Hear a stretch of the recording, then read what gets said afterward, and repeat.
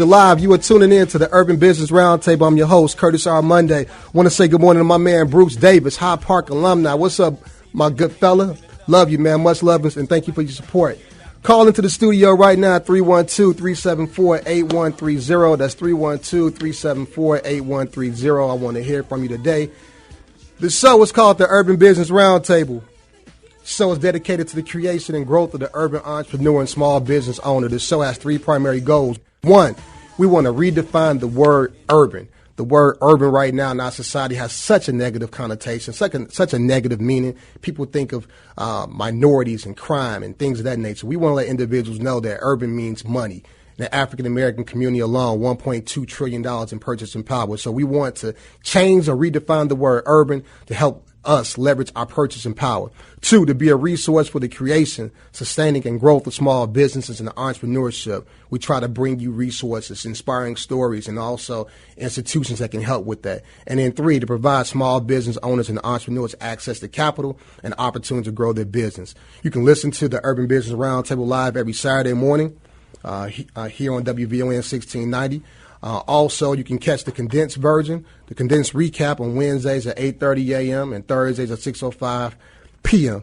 I want to say good morning to Erica Hutchison watching us on Facebook Live, and also Mr. JJ Green. Sean the Barber, what's up, bro? God bless you, man. Everybody's tuning in this morning. We're doing great information. We're doing great things this morning.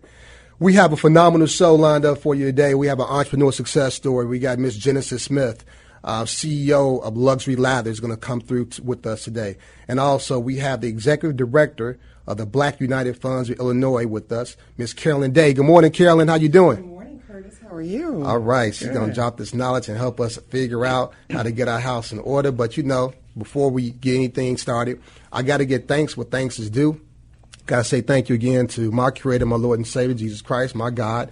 I appreciate you. I got a message, a little nugget that was dropped in my spirit this week, guys, that you need to remember this one thing, especially in entrepreneurship, because you put so much labor in your work and you don't always see the fruits of your labor manifest immediately. You guys got to remember this one point, that you need to remember that you're often anointed before you're appointed, right? The gift you have in you is already in you, but it doesn't always manifest itself immediately. You can see that in the Bible with David. He was anointed king, but he didn't immediately assume his kingship responsibilities. He had to go back to his regular day-to-day, and all those day-to-day activities groomed him for his ultimate role as being a king. And as entrepreneurs, we have to understand that we've been given a gift or a talent or what have you. It doesn't always manifest itself immediately into this $1 million business. You have to go through the steps. Remember, you have to go through a season, people, of being uncomfortable before you can grow. That's a prerequisite. Every business, every relationship, I don't care what it is, you have to go through the season of being uncomfortable before you can grow. That's my little nugget today. As I said earlier, I want you to go out to the YouTube channel and subscribe. Our 150th subscriber gets $100. So go out there, do it. Follow me on Instagram at C Monday. We want to hear from you. We need to hear from you. Your likes, your follows, your subscriptions helps us understand or figure out if the content we're bringing to you it makes sense or is edifying, is helping you. And that gives us a notion or the ability to keep going in that direction and bringing you more things. So, again, go out to the YouTube channel. If you're a social media follower of mine, be sure to click on the link of one of the shows, subscribe to the channel, etc. The 150th subscribers at the YouTube channel, we're giving away $100.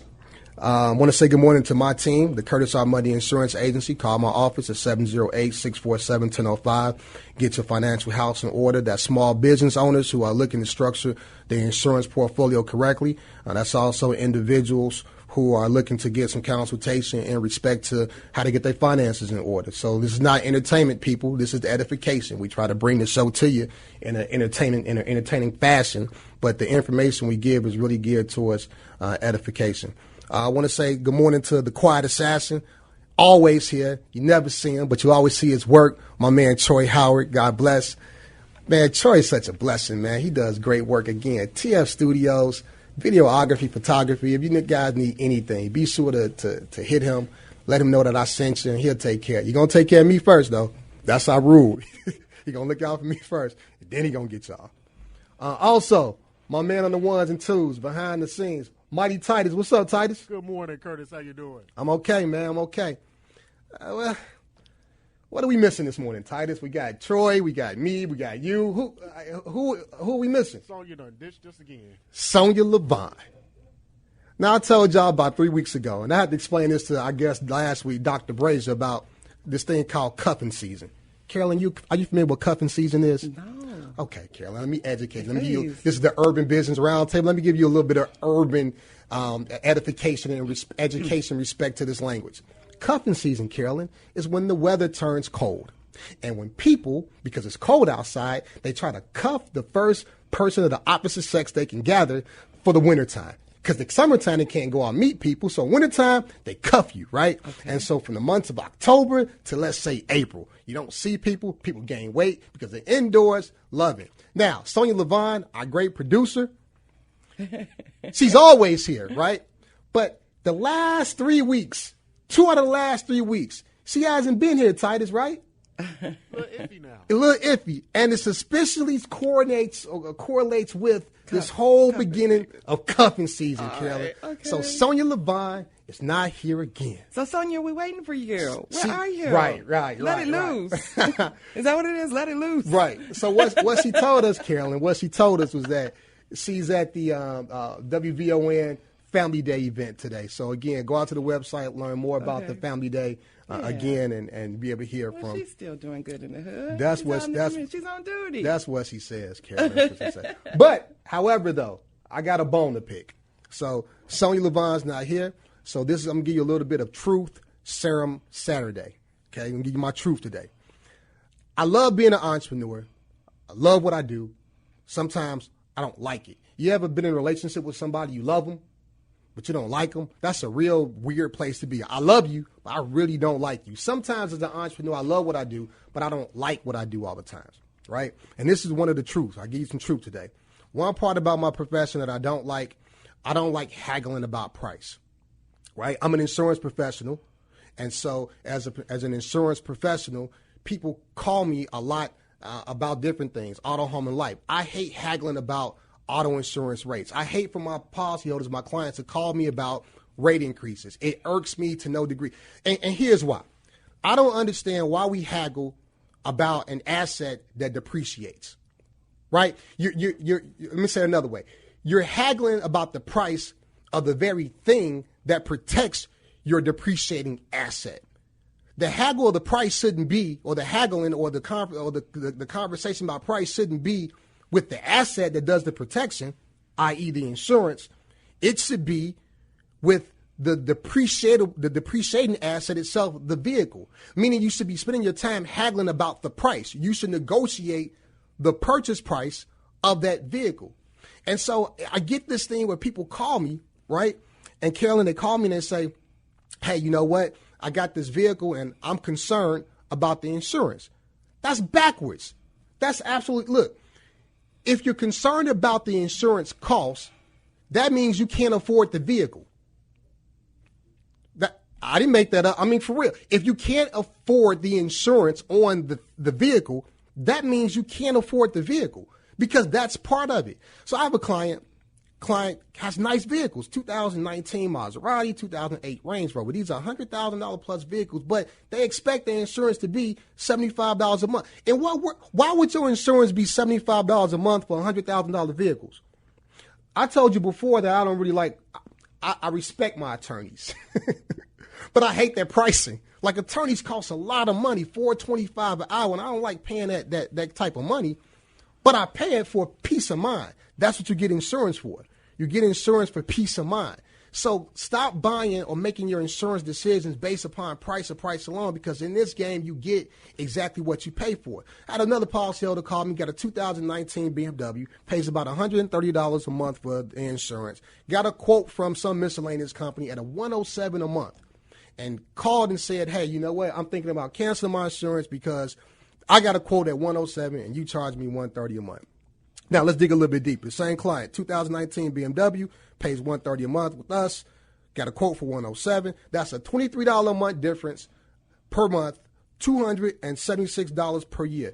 If I'm not worth an additional $276 per year, then I'm not doing my job right. For the consultation, the expertise, the partnership, I'm not doing my job right. But let's dig a little bit deeper. Same client, Not only has a 2019 BMW, 2008 Honda, 2015 Dodge, 2019 Buick, and also a home worth $743,000. Why are we talking about $276? And the same policyholder we having this conversation with, we've paid out 10 claims in the last 10 years, totaling $83,764. 10 claims, totaling $83,764. Stop haggling on stuff that doesn't make sense. I hate it. I hate it. Pet peeve of mine. Totally hate it. Question for you, Carolyn. Riddle me this. Can someone really support you if you're an entrepreneur or you're in business? Can someone really support you if they don't do business with you? Meaning, can I say, Carolyn? So Carolyn, let's say if you, Carolyn Day, let's say if you have a business, Carolyn, right? And I say, Carolyn, I support you. I support you 100%. I appreciate what you do. I totally got you. I support you. But I don't support your business financially. I don't buy a product from you. I don't buy your services. I don't use you. Do I really support you? Well, it depends on what they have to offer. We have to understand that capital comes in financial capital. It comes in relationship capital. So it depends on who that person is and what they're bringing to the table. Oftentimes, you take John Rogers. He may not invest in what we have to offer, but he has a skill set to teach us and show us how to get where we need to be. So I think that's kind of a wide question, but instinctively you want to say no. But it depends on what that person has, what kind of capital that person has. Now, that answer you just got is from a very sage and wise and experienced professional. That is the answer of a tactfully trained CEO, executive director of a nice organization. She knows how to answer. I'm gonna say no. No. That's not true. No. That's not true. No, Miss Day. No. That's not true. If I don't want to give you money, but I know your business, so I can give you some outlines on, a little roadmap about how to navigate through that. They just had a big men's conference on the blueprint. Yeah, Lewis Carr. Yeah, absolutely. So again, he didn't give anybody any money, but he gave them, an outline on how to do some things. Okay, so the Lewis Carr event, was it free? Well, it depends on who you know. Okay, so if you didn't know somebody, did you have to pay for it? So my thing is, I may not have gave a person the money, but I may have probably gave the person the opportunity to be there. No, but that wasn't free. Everything has value. But the Lewis Carr event, was it free? I think some people took advantage of their relationships. Relationship aside, though, general public, was it free? They had to pay, right? Well, nothing's free. Right? Look. The silent assassin over in the corner. Did Lewis Carr spend money on you, or did he drop some resources on you to be a better you? Okay. So that's what we're talking about. We're investing in the community and helping the community and organizations being a better. Again, a very sage and wise professional. Great answer. The silent assassin in the corner, Troy Howard. Look, he has this thing mapped out right. He's not a client of mine, right? However, though, he adds value a lot of times just because he'll call me sometimes like, hey, I got a great idea about marketing and send me something. And it's not a bill attached to it. It's just a great idea. And so I'm like, so you're right. I'm a bend. You can support in other ways. However, though, for the sake of this conversation, I'm going to say no. Listen, businesses, we transact. We sell goods and services. Genesis Smith, welcome to the conversation, CEO of Luxurious Lathers. Good morning, Genesis. Good morning. Good morning. Genesis can't do what she does if I don't go buy some luxurious products. If I don't buy some self-care products or something, she can't do what she does. And here's the thing that gets me, ladies. People think sometimes that by asking us to do business, it's charity. Mm-hmm. Right? Like I'm doing you a favor by doing business with you. Now, True, Genesis, true. There are a lot of choices. I can go a lot of different places to do business. That's true. Yeah. But at the heart of it, I definitely give you my money. But in return, you're giving me a product or good. Products. There you go. That's not charity. That's a transaction, right? Yeah. And so at the heart of this, what I'm really trying to get at is this.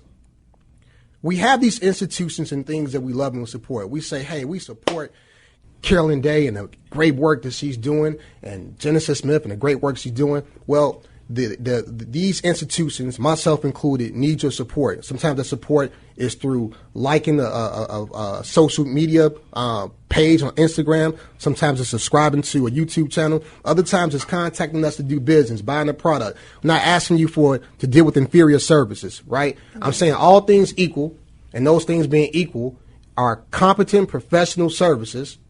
Let's do businesses. We look alike. We're going to hire people who look like us.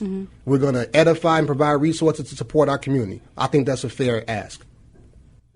I'm off my rant.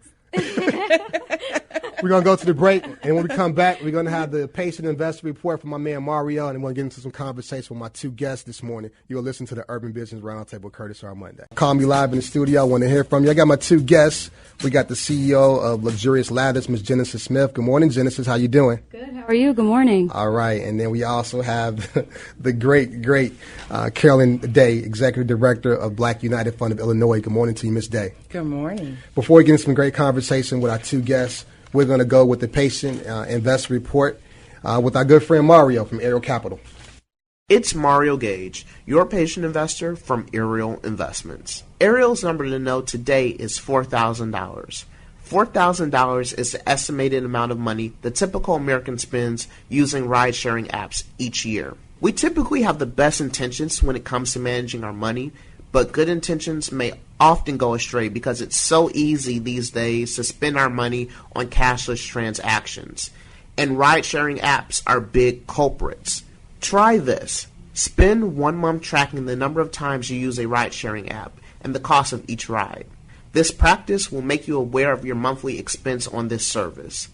During the next month, take the number of times you use a ride-sharing app in the previous month and cut it in half by opting to take public transportation or using your own car.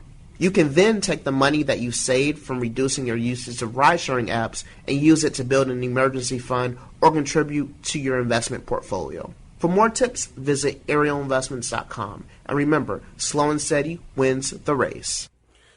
Thank you for that patient investor report, Mario from Ariel Investments. He went in the ocean with that one, Miss Day and Genesis. Like he went in the ocean with it. He basically said, cut your usage of the ride-sharing apps and take that portion that you would normally use and save it and do, which I agree.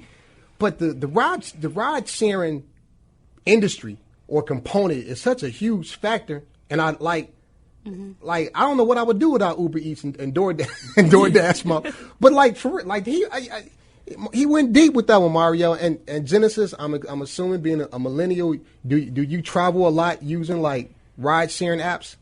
I don't actually. Okay. Yeah, I'm in my car a lot, so I do a lot of driving. Okay.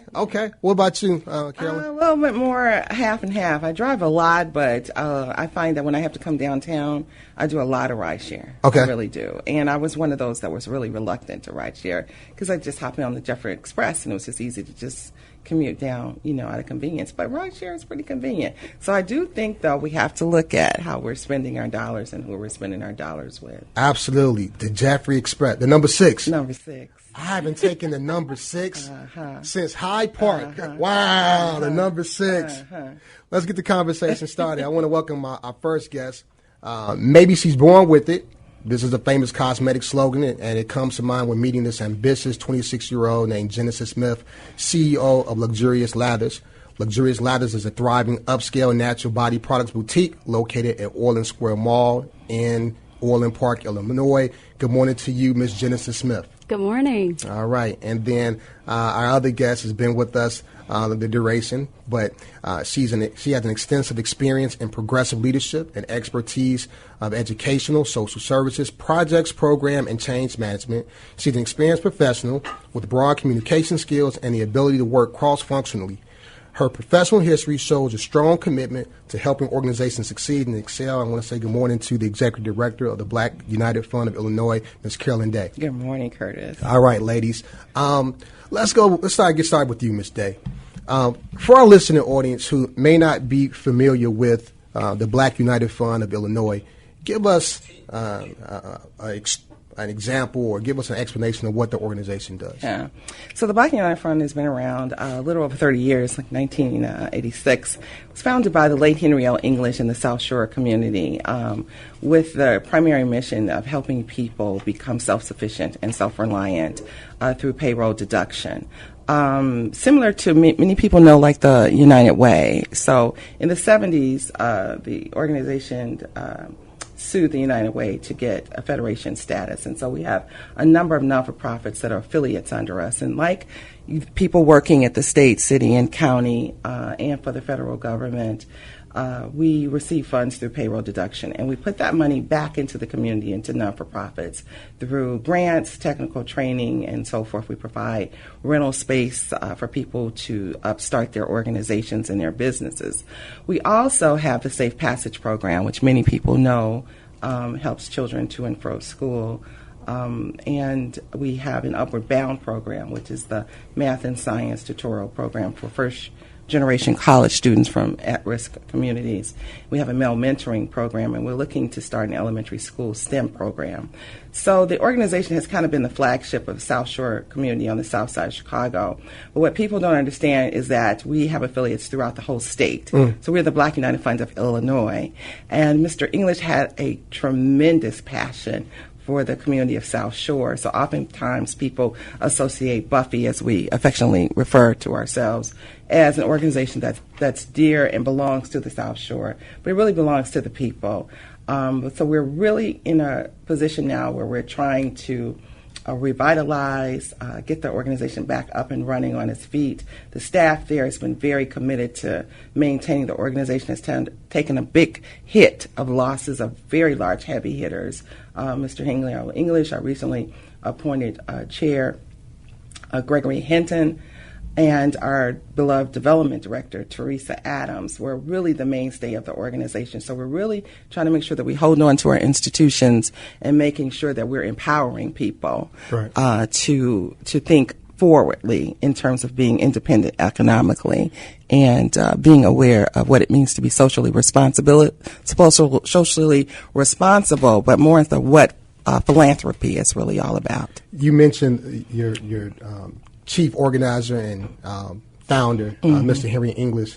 It was, as I read his bio and I was learning more about him, there was this movement that I didn't know a lot about. Maybe you can enlighten us about it. The Black Liberation Movement. That was like the foundational core belief that he used to thrust his work forward. Help our listening audience understand what was that movement all about? Well, it was more or less about Black people helping themselves. It was about reaching out in the community and empowering people to do whatever it needs to be done to support the community through education, through jobs, through training, be it housing development, whatever it meant to get us moving ahead. So it was really a coalition of helping Black people feel the sense of empowerment by supporting each other through Black businesses, education, entrepreneurship, and so forth. Sure. And when I hear that word, empowering, especially empowering for African Americans, as a business owner in Genesis, you can probably attest to this, that when you're empowered, a lot of times you're making good financial decisions. You may have excess resources to buy other things and support, things like your businesses, like your business, Genesis. Mm-hmm. And so when you hear things like what Ms. Day is doing with her organization, how does that make you feel in respect to what you do as an entrepreneur? I think it's amazing. I didn't even know that those resources were out there. Yeah. So it's a wonderful organization. I've been a board member for quite a few years. And so when I stepped up to help the organization, I didn't realize really the tremendous impact that the organization had in leading a whole community. So when we're talking about African American people, we're not always talking about people that are low income and at risk, but just people that are feeling marginalized for various reasons. Some people are retooling. Some people are choosing to start new professions. And so there's just a tremendous need in bringing resources back, particularly to the South Shore community. The mayor, I was reading, recently announced funds coming back into special service areas, and so we're looking forward to how that's going to impact the community as a whole. We're talking with organizations like Hire 360 and letting them know in their efforts of hiring staff and caseworkers and recruiters for these construction opportunities that there are a lot of people in the community that have the aptitude to be very successful in a multitude of communities multitude of careers. They just have not had the exposure. Yeah. So 360 Hire is a new partnership that we're looking forward to working with and educating them about the needs of the community and the characteristics and the strengths and weaknesses. Because everybody doesn't necessarily want to go into the trades, even though there are lots of jobs out there coming up, sheet metalists, machinists, welders.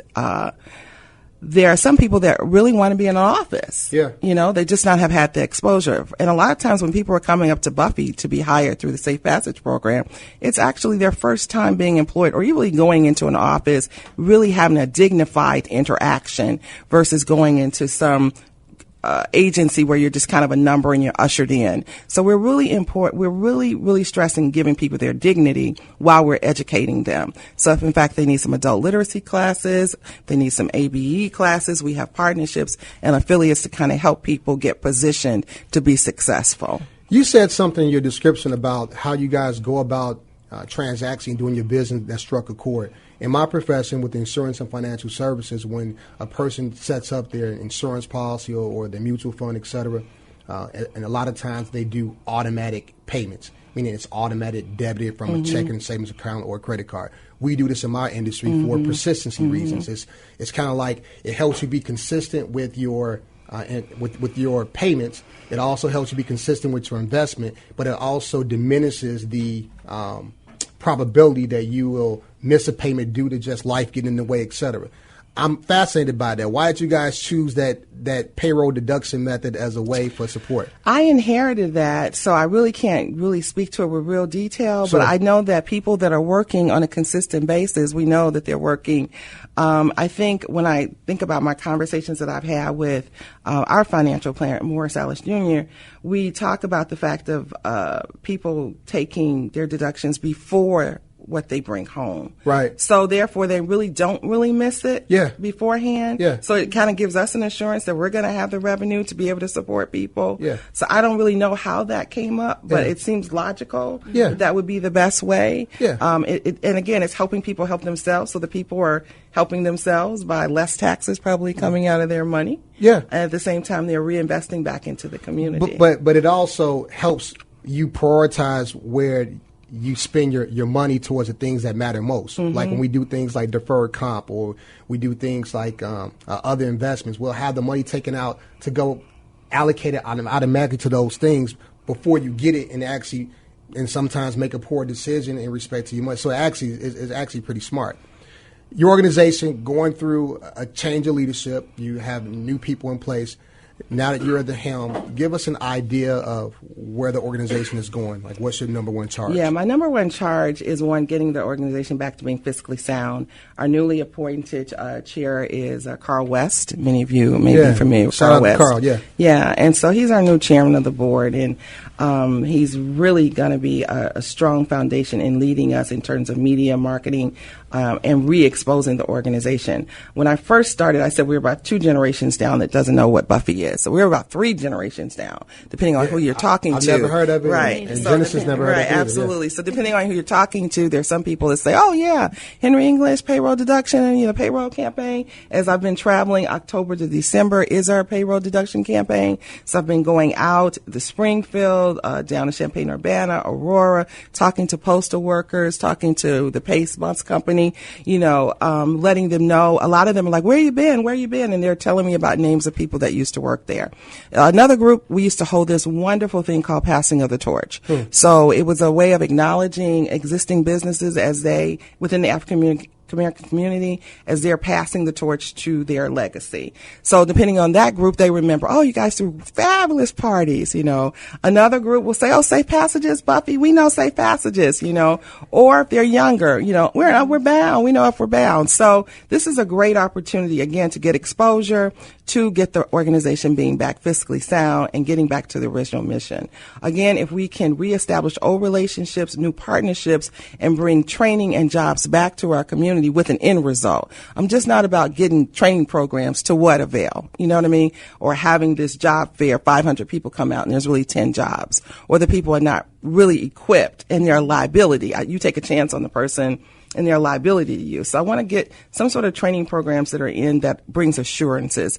And so I think starting this opportunity with Hire 360 is a good step. Looking again to the funds that the mayor has definitely identified and earmarked that will come to the South Shore community, looking to work with SSA 42. So those are the kind of things we're looking, but we're going to do it very methodically.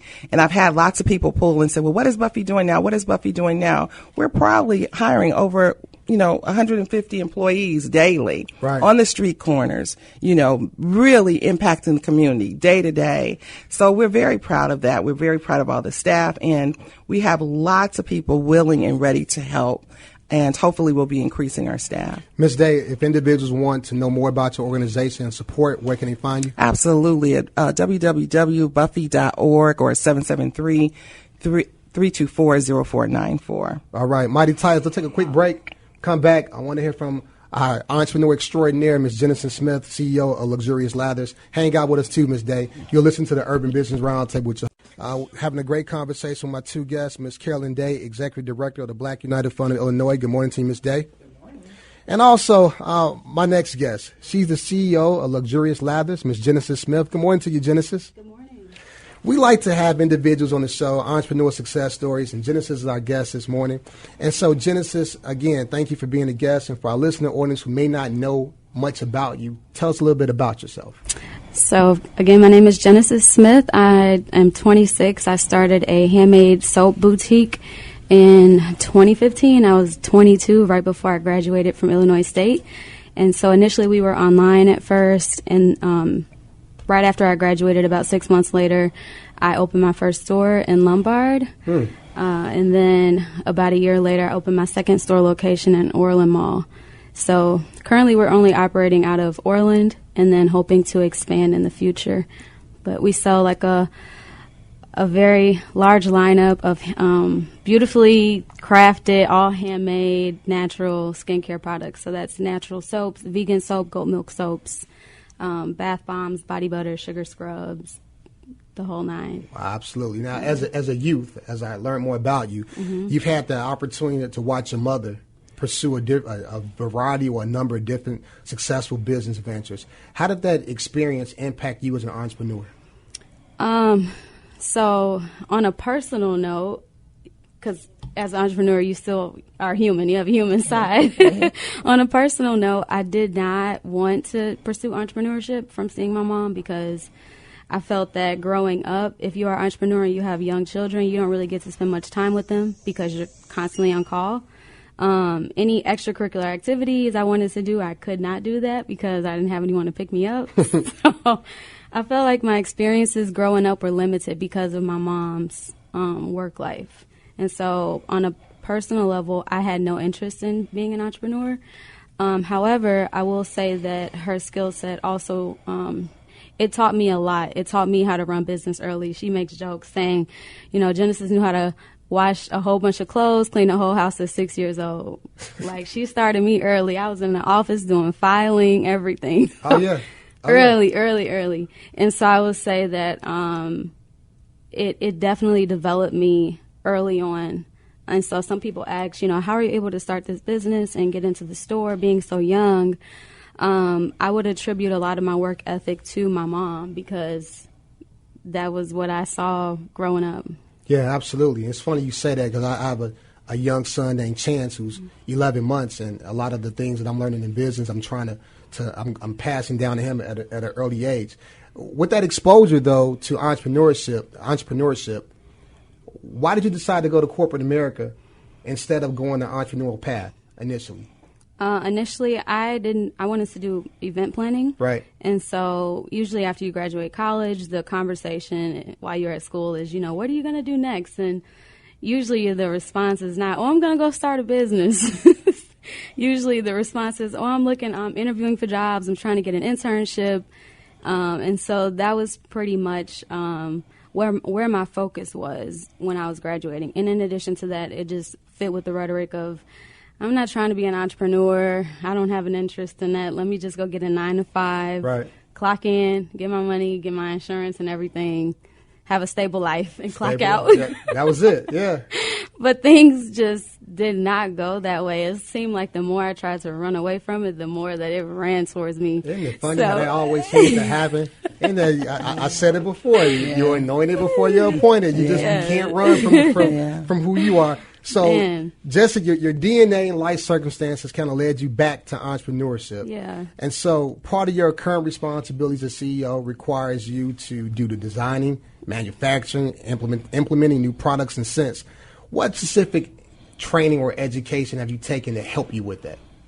So initially, I was a part of this handmade soap guild, which is like an organization for businesses that if they make their own products, and that could be a wide range of things. So there was over like 2,000 members. It was international. So there was a conference every year. We went to a conference every year and were actively engaged, but they have a lot of resources in terms of recipes, and with all the members, there's like a community on Facebook.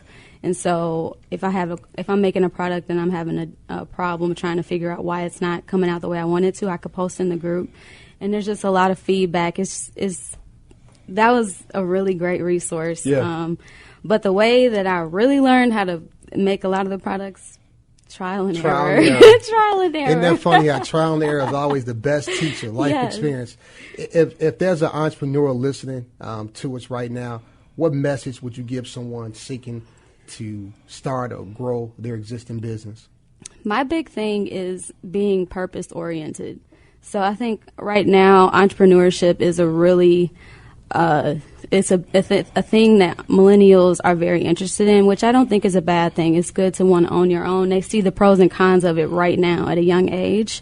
But sometimes I feel like you can idolize entrepreneurship, and I don't want to make entrepreneurship so big to the point where you miss whatever your true purpose is.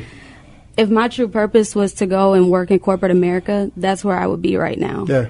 The only reason why I am where I am is because that's where God wants me to be. Yeah. And that's where my purpose and my gifts lie. It doesn't matter if I feel like I'm not an entrepreneur, which a lot of days, that was something for me, just coming into terms with this is really who you are. This is what your gifts are. Right. Whatever is inside of you, if you just pursue that, you cannot run away from that. Yeah. And so if you want to be an entrepreneur, I would say zoom out and first start with purpose. Good because purpose is not always in entrepreneurship. Everyone cannot be an entrepreneur. Everyone has different gifts and talents. We all can't be doing the same thing. Yeah. Or else the world would not go around. So I got you. Great information. That's right. So zoom out. That's what I would say. Zoom out. Genesis, for our listening audience who want to know more about your business or to support your business, where can they find you? You can find us online. We are at luxuriouslathers.com. Lather, Lathers. It's like bubbling. Think of that. Some people say leathers when they walk past. Like, do y'all sell leather coats? No. It's soap. But luxuriouslathers.com. We're also on Facebook, Instagram, and Twitter at Lux Lathers Ltd. Absolutely. Ms. Genesis Smith, CEO of Luxurious Lathers. And also, again, Ms. Carolyn Day, Executive Director of Black United Fund of Illinois. Give our listening audience your information again. Again, if you want to reach us, we're at www.buffy.org. That's BUFI. And we're at 773-324-0494. Yep. Mighty Titus, has been a great journey today. And I tell all my guests who come on the Urban Business Roundtable, I love having you guys on the show. Don't think of this as a one and done type thing. I like true partnership on the air and off the air. I like to figure out how we can align our common interests together. And it sounds like everyone who comes on the show, we have the same goal in mind, to be better at our crafts, to find our purpose, to do things to edify our community. So I thank you for taking time out to share with me today.